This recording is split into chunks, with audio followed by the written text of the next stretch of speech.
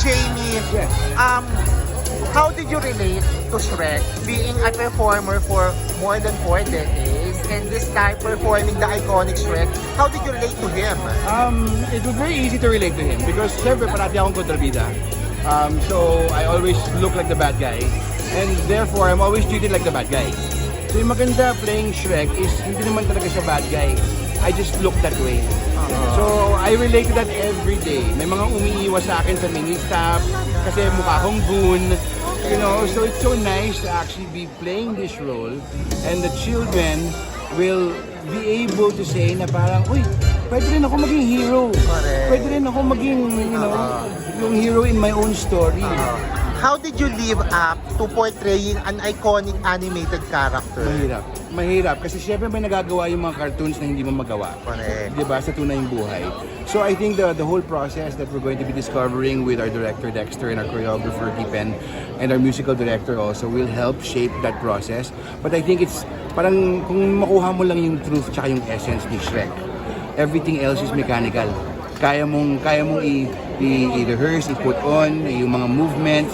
Siyempre, nagre-research ka, pinapanood ko yung mga movies, yung mga animated movies. So may mga iconic poses siya, iconic looks. Pero lahat iiba pag nakasuot na ako ng prosthetics. Correct, So sana correct. closer. Because I'm halfway there. Grabe. Just paint me green.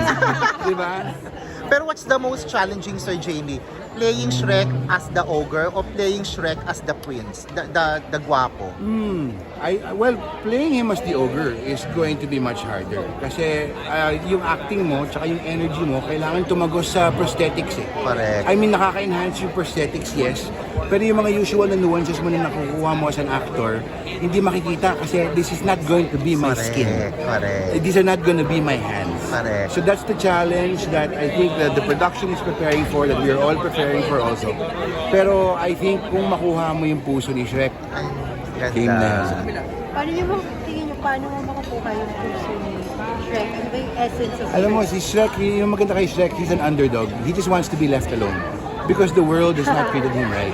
And we can all relate to that. Na parang may mga minsan lumalabas ka or may mga grupong hindi tumatanggap sa'yo dahil whether either your social status or yes, mukha akong goon or taga-theater ako minsan na-ostracize ka. We all have felt that way. So yung essence I think ni Shrek is you are in charge of your own story. You can write your own story. If you don't like the way your story is going, you can rewrite your story. And everybody can be a hero. Because everybody should be a hero in their own story. So I think that's what's important. Thank you, Sir Jamie.